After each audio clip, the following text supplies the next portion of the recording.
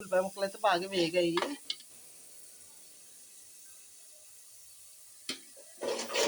ఉల్లిపాయ ముక్కలు కాదు, ఉల్లిపాయ పేస్ట్ అయితే బాగా వేగింది. ఇప్పుడు కొంచెం వేగాక ఇందులో టమాటా ముక్కలు అయితే వేసుకుందాం.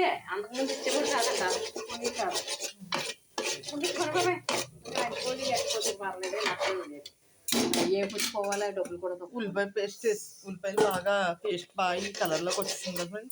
ఇప్పుడైతే మాత్రం కొంచెం టమాటా ముక్కలు అయితే వేయాలి ఇందులో.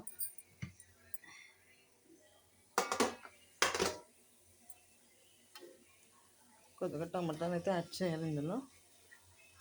టమాటా సీట్లు కూడా కొంచెం వేగనివ్వాలి.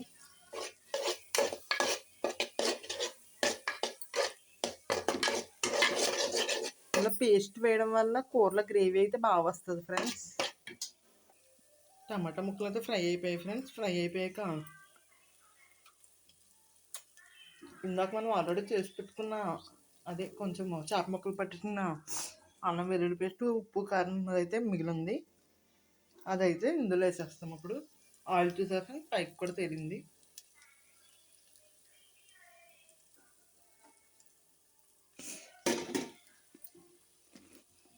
ఇంకా అదైతే ఇందులో వేసేద్దాం. ఉప్పు, కారం, అల్లం వెల్లుల్లి పేస్ట్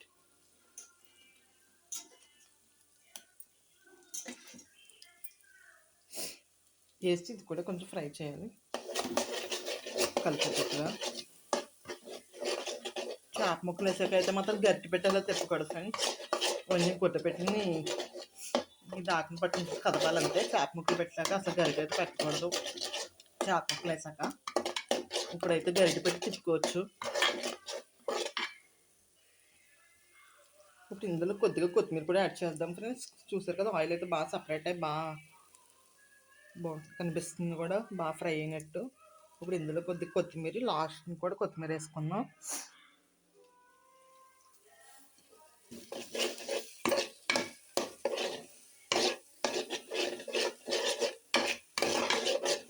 ఇది కూడా కొద్దిసేపు మగ్గి వరకు వేగనిద్దాం.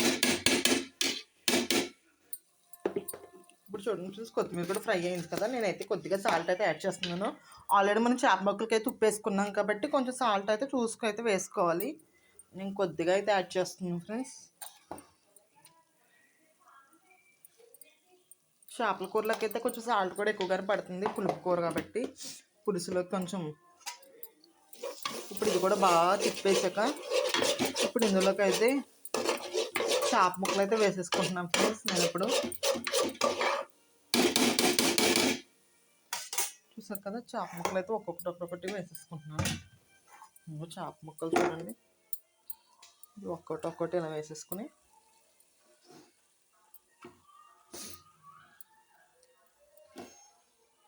చూసారు కదా. కారం కూడా చాలా ఎర్రగా ఉంది. హోమ్ మేడ్ కారం ఇది. మీకు ఆ వీడియోస్ కూడా చూపిస్తాను. హోమ్ మేడ్ కారం మేము ఎలా చేసుకుంటాం అన్నది. ఒక్క ముక్క ఇలా వేసేసిన తర్వాత ఇందులో పులుసు అయితే వేసేసుకుంటాం ఫ్రెండ్స్. నేనైతే ఇప్పుడు కూడా చేపల కూర అయితే ఇలాగే చేస్తాను. బెండకాయలు అంటారా లాస్ట్ని అయితే వేస్తాను. కొంచెం కూర కుడుకుడుకాగా వేస్తాను. ఇలా ముక్కలు అయితే ఇలా వేసేసుకుంటాను ఫ్రెండ్స్. వేసుకున్నాక ఇప్పుడు లాస్ట్ని అయితే పులుసు అయితే వేస్తాను. ఇప్పుడు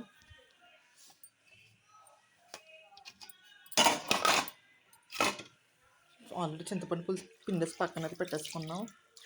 అదైతే ఇలాగా వేసాను. ఇప్పుడైతే మాత్రం ఏదైనా గుడ్డతో ఇచ్చుకుని ఇలా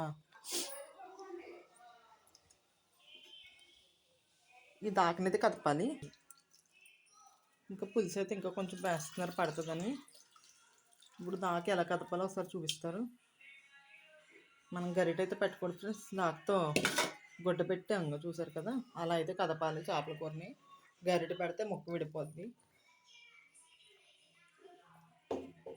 అంతే. అలా కదిపిన తర్వాత ఇందులోకైతే పులుసు అయితే ఇంకొంచెం వాటర్ పడతాయి. ఇంకా లేదంటే ముక్క అయితే ఉడకదు మెత్తగా. కూరలోకి వాటర్ కూడా ఎక్కువగానే పడతాయి ఫ్రెండ్స్.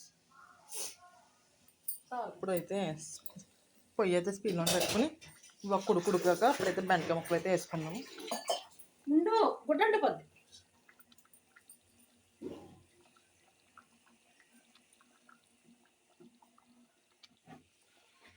అలా కలదిప్పుకోవాలి. యమ్మీ చేపల కూర అయితే రెడీ అయిపోతుంది కాసేపట్లో.